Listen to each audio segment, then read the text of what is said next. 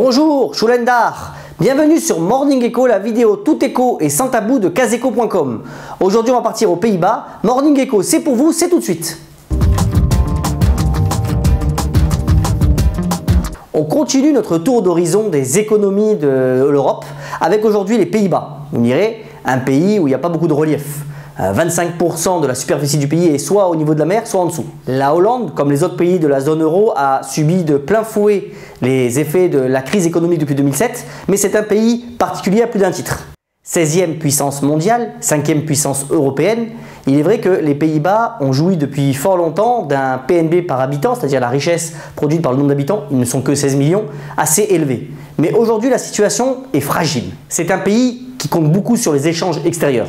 En effet, depuis des années, la balance commerciale est excédentaire puisque le pays peut bénéficier d'entreprises très performantes, notamment dans l'agroalimentaire, dans la chimie. Il y a énormément aussi de réserves de gaz et il y a de beaux groupes internationaux du type Unilever, où on va le voir dans l'entreprise du jour, Philips. En outre, il y a une activité très forte au niveau portuaire avec le port de Rotterdam, même si par ailleurs Jacques Brel avait chanté dans le port d'Amsterdam.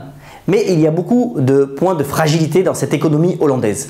D'abord, il est vrai que ce pays dépend beaucoup de la conjoncture économique internationale et donc des échanges, on vient de le voir. Ensuite, l'endettement des ménages est très élevé et il est évident qu'aujourd'hui, avec la crise immobilière que le pays a subie en 2007, il y a de nombreux ménages qui connaissent aujourd'hui un endettement négatif, c'est-à-dire que la valeur patrimoniale de leur appartement vaut moins que les dettes qu'ils ont contractées. Ce qui induit que le secteur bancaire est donc fragile et que les PME ont des difficultés à investir dans l'innovation ou dans l'emploi parce qu'elles sont étranglées financièrement, les banques n'accorderont pas facilement de prêts.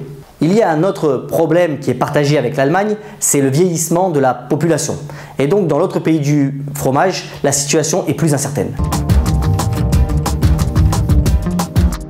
On verra quel est le parcours de l'équipe des Pays-Bas au mondial, ils ont bien commencé. Et on va continuer en présentant Philips, une des entreprises emblématiques du pays. Philips, ça a plus de 120 ans d'existence. Aujourd'hui, c'est fort de 114 000 salariés à travers le monde. C'est un groupe connu essentiellement pour l'éclairage, les lumières. Mais depuis 2008 et la forte crise, Philips aussi a dû se restructurer. Et aujourd'hui, c'est trois secteurs d'activité bien distincts que la compagnie tend à promouvoir.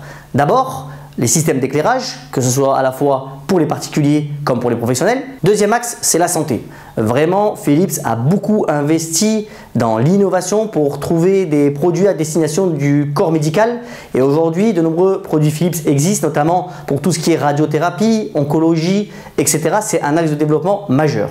Troisième axe, comme depuis longtemps, l'électronique grand public, ce que Philips appelle lifestyle, un mode de vie sympa, autour bien sûr de tout ce qui est rasoir, mais aussi la sous-marque Avent pour les bébés, tout un panel de produits à destination du consommateur. Enfin, Philips compte vraiment sur l'innovation pour tenter de prendre des parts de marché à ses concurrents. C'est l'innovation pour vous, c'est le slogan, et il y a plus de 60 000 brevets qui ont été déposés au cours des dernières années, 120 récompenses de nouveaux produits. Comme vous le voyez sur cette courbe, Philips, qui réalise 24 milliards d'euros de chiffre d'affaires pour une rentabilité d'environ 1 milliard, souffre en bourse. Il faudrait que les investisseurs croient de nouveau au fort potentiel de croissance, notamment dans la santé, pour que l'action retrouve des couleurs.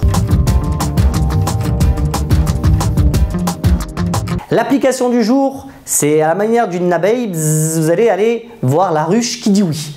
En effet, la ruche qui dit oui, c'est un réseau de fournisseurs locaux près de chez vous qui vous permet de vous fournir en produits du terroir à proximité.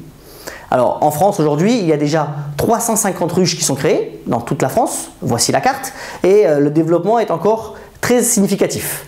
Créé il y a seulement 3 ans, aujourd'hui l'avantage c'est que vous avez des produits compétitifs au niveau prix, c'est sécurisé en termes de transactions et vous bénéficiez vraiment de produits frais. Le système compte aujourd'hui 2500 fournisseurs. Après, allez voir ce système de la ruche qui dit oui et vous verrez si les produits proposés vous intéressent. Pour finir, en vous souhaitant une excellente journée, je voudrais revenir sur ce propos de Milan Kundera, écrivain franco-tchèque, qui disait « Le sens de la vie, c'est justement de s'amuser avec la vie ».